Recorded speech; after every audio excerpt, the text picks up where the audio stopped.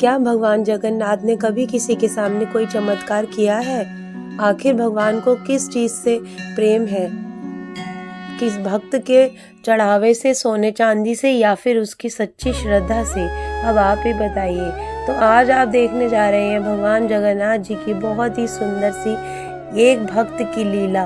तो भगवान जगन्नाथ जो हमारे जगन्नाथपुरी में विराजमान है अपनी बहन सुभद्रा और बालप्रथ के साथ, वो कौन सी एक चीज़ है जिसके लिए महाप्रभु भी अपनी परंपरा तोड़ने के लिए विवश हो जाते हैं? देखो भैया, आज कितने सुंदर उपहार आए हैं, भक्तों ने कितना प्यार दिखाया है। सच कहा छोटी बहन, भक्तों का प्यार बहुत ही अटूट है, उनकी निष्ठा बहुत ही पवित्र है, वो बड़े नियम से सारे विधानों का पालन करते हैं। उपहार तो सुंदर है, पर मैं तो हृदय की पुकार सुन रहा हूँ।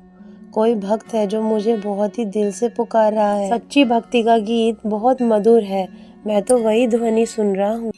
क्या आप कोई विशेष पुकार सुन रहे हैं? जगन्नाथपुरी से दूर एक छोटा सा बाली नाव का गांव था। वहीं पे रहते थे दासिया नाम के परम भक्त, जो प्रभु जगन्नाथ से अटूट प्रेम करते थे। बहुत ही ज़्यादा साधारण से थे वह। उनका जीवन बहुत ही सरल था और हृदय में अपार करुणा और प्रेम।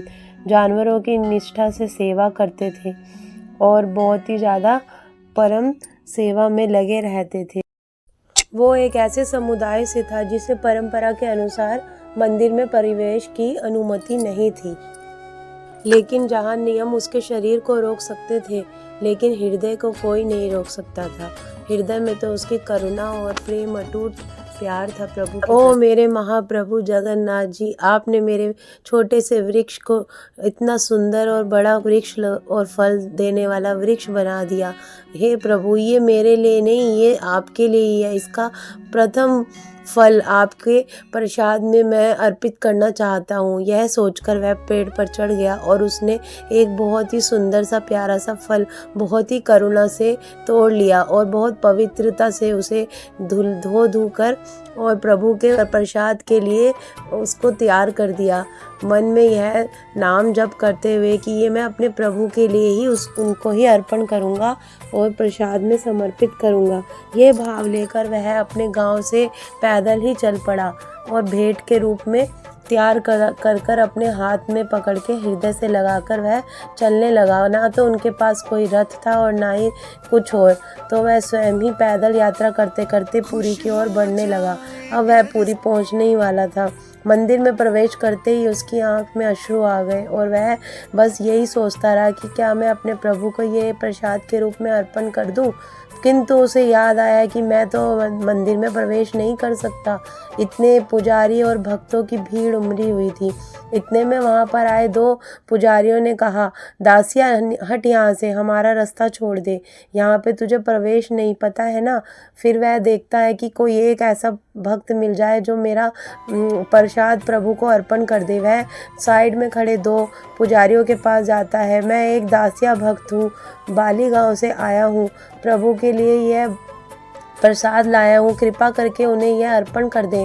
वो कहते हैं, नहीं नहीं, आपको पता नहीं है कि हम प्रभु को कोई भी ऐसे लाया हुआ किसी का प्रसाद नहीं अर्पण कर सकते जब तक कि वह शाही प्रसाद ना हो या फिर 56 भोग ना हो।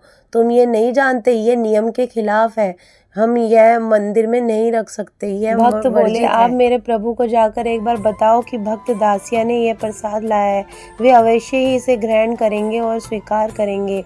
तो पंडित पुजारी ने कहा, नहीं नहीं, यह मत करो, हमारी मंदिर की परंपरा मत तोड़ो, भगवान कभी परंपरा नहीं तोड़ते और तुम मंदिर की कार्यवाही में बाधा मत डालो। अब तुम जाओ और मंदिर के बाहर ही खड़े होकर गरुड़ स्तंभ के सामने प्रभु से विनती करो, हाथ जोड़कर प्रार्थना करो और अंदर तुम नहीं प्रवेश कर सकते। वहीं खड़े होकर प्रभु को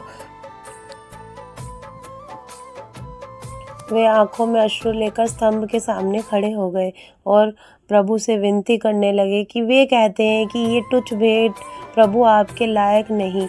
और वो सही तो कहते हैं, मैं हूँ ही क्या, एक तुच्छ प्राणी हूँ, पर प्रभु मैं तो, आप तो पतित पावन हैं, क्या आप इस पतित की भेंट स्वीकार नहीं करेंगे? मैं तो बहुत ही तुच्छ हूँ, किंतु आप तो बहुत बड़े अंतर्यामी आप तो सबके है ना स्वामी प्रभु, हैं, तो क्या इस तुच्छ के स्वामी नहीं? मैं आपको अपनी पवित्र आत्मा से आवाहन करता हूँ और ये नारियल की भेंट आपको अर्पित करता हूँ अपने पूरे दिल और इस विश्वास से कि आप इसे ज़रूर ग्रहण करेंगे। इतना अटूट विश्वास, इसका प्रेम इतना अटूट है, इतनी शुद्ध इसकी आत्मा है कि इसकी प्रेम की पुकार मेरी मंदिर की दीवारों से भी अंदर मेरे पास पहुंच रही है। तो मैं इन रत्नों से पहले ही इसकी सारी भेंट की पुकार मेरे तक पहुंच गई है। तो अगर कोई भक्त मुझे इतने अटूट विश्वास से पुकारता है तो मुझे उसको सुनना ही पड़ता है।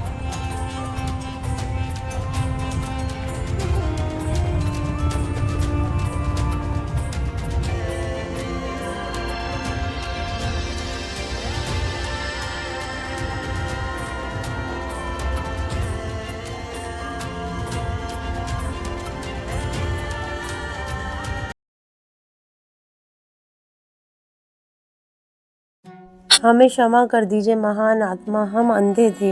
स्वयं प्रभु ने अपने हाथ बाहर निकाल कर आपकी भेंट स्वीकार की है, तो हमें क्षमा कर दीजिए। हम तो क्षमा के भी योग्य नहीं, पर आप बहुत ही सच्चे प्रभु के भक्त हैं।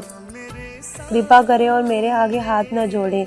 मैं तो एक तुच्छ भक्त हूँ। पतित पावन तो मेरे महाप्रभु हैं, वे बहुत ही दयालु हैं। उनके हृदय में अपने भक्तों के लिए अटूट प्रेम है, इसलिए उनके लिए आप हाथ जोड़ें और उनकी ही सेवा करें सदा, यही मेरी प्रार्थना है।